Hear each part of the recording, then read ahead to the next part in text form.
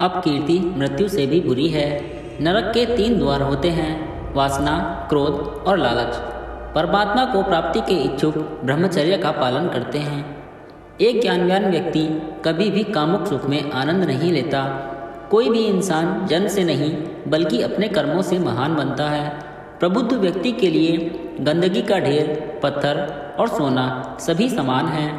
कर्म मुझे बांधता नहीं, क्योंकि मुझे कर्म के प्रतिफल की कोई इच्छा नहीं। जिस प्रकार अग्नि स्वर्ण को परखती है, उसी प्रकार संकट वीर पुरुषों को समय से पहले और भाग्य से अधिक कभी किसी को कुछ नहीं मिलता है। कर्म के बिना फल की अभिलाषा करना व्यक्ति की सबसे बड़ी मूर्खता है। यह सृष्टि कर्म क्षेत्र है। बिना कर्म किए यहाँ कुछ भी हासिल नहीं हो सकता।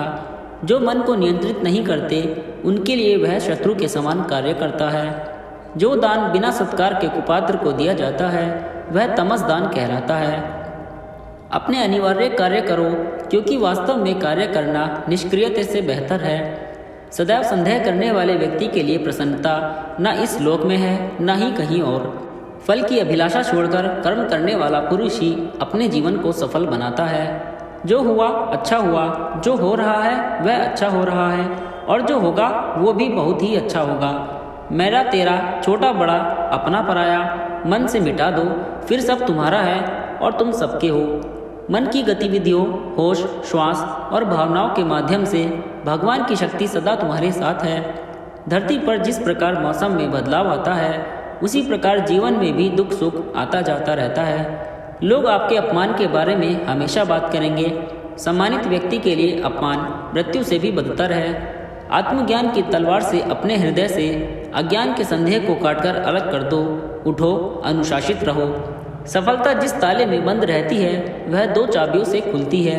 एक कठिन परिश्रम और दूसरा दृढ़ संकल्प। मैं भूतकाल, वर्तमान और भविष्य काल के सभी जीवों को जानता हूँ, लेकिन वास्तविकता में मुझे कोई नहीं जानता है। जो दान कर्तव्य समझकर बिना किसी संकोच के किसी जरूरतमंद व्यक्ति को दिया जाए, वह सात्विक माना जाता है। जो पुरुष सुख तथा दुख में विचलित नहीं होता और इन दोनों में समभाव रहता है, वह निश्चित रूप से मुक्ति के योग्य है। कर्म वह फल है जिसे इंसान को हर काल में काटना ही पड़ता है। इसीलिए हमेशा अच्छे बीज बोएं ताकि फसल अच्छी हो। जो लोग भक्ति में श्रद्धा नहीं रखते, वो मुझे पा नहीं सकते। अतः वे इस दुनिया में जन्म मृत्यु के रास्ते पर वापस आते रहते हैं।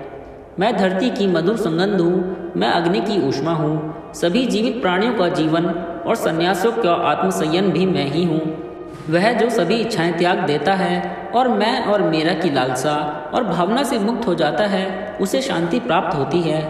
मेरे लिए न कोई घृणित है न प्रिय, किंतु जो व्यक्ति भक्ति के साथ मेरी पूजा करते हैं, वो मेरे साथ हैं और मैं भी उनके साथ हूँ। मनुष्य को जीवन की चुनौतियों से भागना नहीं चाहिए और न ही भाग्य और ईश्वर की इच्छा जैसे बहानों का प्रयोग करना चाहिए। मनुष्य को परिणाम की चिंता किए बिना, लोभ लालच बिना एवं निस्वार्थ और निष्पक्ष होकर अपने कर्तव्यों का पालन करना चाहिए। जिस तरह प्रकाश की ज्योति अंधेरे में चमकती है, उसी प्रकार सत्य भी चमकता है। इसीलिए हमेशा सत्य की राह पर चलना चाहिए। जिस मनुष्य के अंदर ज्ञान की कमी और ईश्वर में श्रद्धा नहीं होती, वो मनुष्य जीवन में कभी भी आनंद और सफलता को प्राप्त नहीं कर सकता। जब जब इस धरती पर पाप, अहंकार और अधर्म बढ़ेगा, तो उसका विनाश कर धर्म की पुनः स्थापना करने हेतु मैं अवश्य अवतार लेता रहूँगा। वह व्यक्ति जो अपनी मृत्यु के समय मुझे याद करते हुए अपना शरीर त्यागता है, वह मेरे धाम को प्राप्त होता है और इसमें कोई संशय नहीं है। जन्म लेने वाले के लिए मृत्यु उतनी ही निश्चित है जितना कि मृत होने वाले के लिए जन्म लेना।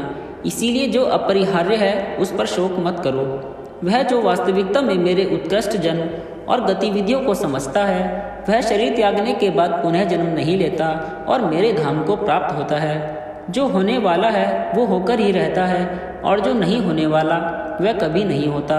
ऐसा निश्चय जिनकी बुद्धि में होता है, उन्हें चिंता कभी नहीं सताती है। अपने परम भक्तों जो हमेशा मेरा स्मरण या एक चित्त मन से मेरा पूजन करते हैं, मैं व्यक्तिगत रूप से उनके कल्याण का उत्तरदायित्व लेता हूँ। जो कोई भी व्यक्ति किसी भी देवता की पूजा विश्वास के साथ करने की इच्छा रखता है, मैं उस व्यक्ति का विश्वास उसी देवता में दृढ़ कर देता हूँ। अच्छे कर्म करने के बावजूद भी लोग केवल आपकी बुराइयां ही याद रखेंगे। इसीलिए लोग क्या कहते हैं इस पर ध्यान मत दो, तुम अपना कर्म करते रहो। मानव कल्याण ही भागवत गीता का प्रमुख उद्देश्य है। इसीलिए मनुष्य को अपने कर्तव्यों का पालन करते समय मानव कल्याण को प्राथमिकता देनी चाहिए।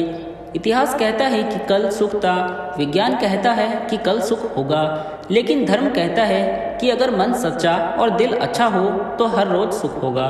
क्रोध से भ्रम पैदा होता है, भ्रम से बुद्धि व्यग्र होती है, जब बुद्धि व्यग्र होती है तब तर्क नष्ट हो जाता है, जब तर्क नष्ट होता है तब व्यक्ति का पतन हो जाता है। अपने आप को ईश्वर के प्रति समर्पित कर दो, यही सबसे बड़ा सहारा है। जो कोई भी इस सहारे को पहचान गया है वह डर, चिंता और दुखों से आज़ाद रहता है। मनुष्य को अपने कर्मों के संभावित परिणामों से प्राप्त होने वाली विजय या पराजय, लाभ या हानि, प्रसन्नता या दुख इत्यादि के बारे में सोचकर चिंता से ग्रसित नहीं होना चाहिए। तुम क्यों व्यर्थ में चिंता करते हो? तुम क्यों भयभीत होते हो? कौन तुम्हें मार सकता है? आत्मा न कभी जन्म लेती है और न ही इसे कोई मार सकता है। यही जीवन का अंतिम सत्य है। जिसने मन को जीत लिया है उसने पहले ही परमात्मा को प्राप्त कर लिया है, क्योंकि उसने शांति प्राप्त कर ली है। ऐसे मनुष्य के लिए सुख दुख, सर्दी गर्मी और मान अपमान एक से हैं। श्रेष्ठ पुरुष को सदैव अपने पद और गरिमा के अनुरूप कार्य करने चाहिए, क्योंकि श्रेष्ठ पुरुष जैसा व्यवहार करेंगे तो इन्हीं आदर्शों के अनुरूप सामान्य पुरुष भी वैसा ही व्यवहार करेंगे। न तो यह शरीर तुम्हारा है और न ही तुम इस शरीर के मालिक हो। यह शरीर 5 तत्वों से बना है, आग, जल, वायु, पृथ्वी और आकाश। एक दिन यह शरीर इन्हीं 5 तत्वों में विलीन हो जाएगा। मनुष्य का मन इंद्रियों के चक्रव्यूह के कारण भ्रमित रहता है, जो वासना, लालच, आलस्य जैसी बुरी आदतों से ग्रसित हो जाता है। इसीलिए मनुष्य का अपने मन एवं आत्मा पर पूर्ण नियंत्रण होना चाहिए। मनुष्य को अपने धर्म के अनुसार कर्म करना चाहिए। जैसे विद्यार्थियों को धर्म विद्या प्राप्त करना चाहिए, सैनिक का धर्म देश की रक्षा करना आदि। जिस मानव का जो कर्तव्य है उसे वह कर्तव्य पूर्ण करना चाहिए। मैं सभी प्राणियों को एक समान रूप से देखता हूँ। मेरे लिए न कोई कम प्रिय है और न ही ज़्यादा, लेकिन जो मनुष्य मेरी प्रेम पूर्वक आराधना करते हैं वो मेरे भीतर रहते हैं और मैं उनके जीवन में आता हूँ। तुम्हारा क्या गया जो तुम रोते हो? तुम क्या लाए थे जो तुमने खो दिया? तुमने क्या पैदा किया था जो नष्ट हो गया? तुमने जो लिया यहीं से लिया, जो दिया यहीं पर दिया। जो आज तुम्हारा है कल किसी और का होगा, क्योंकि परिवर्तन ही संसार का नियम है।